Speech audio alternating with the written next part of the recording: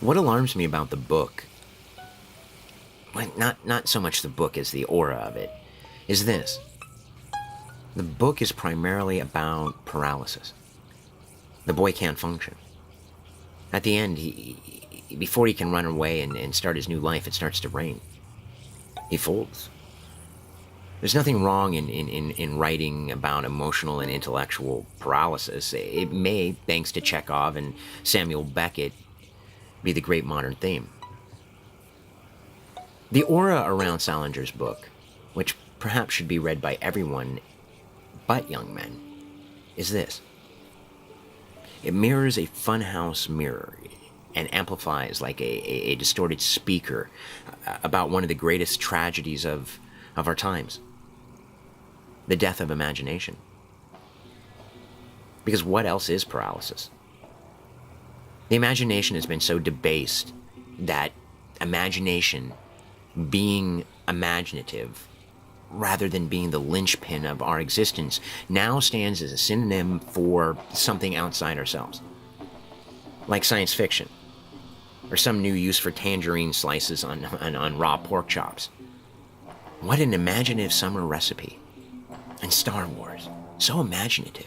And Star Trek, so imaginative. And Lord of the Rings, all those dwarves, so imaginative.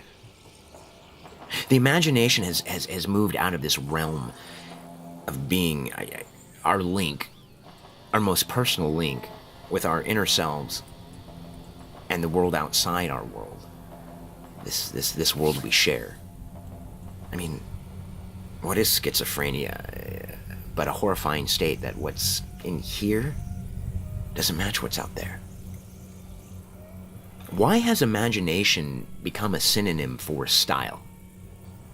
I believe the imagination is the passport that we create to help us in the real world.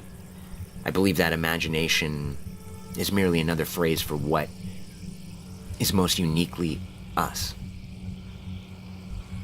Jung says the greatest sin is to be unconscious. Our boy Holden says what scares me the most is the other guy's face.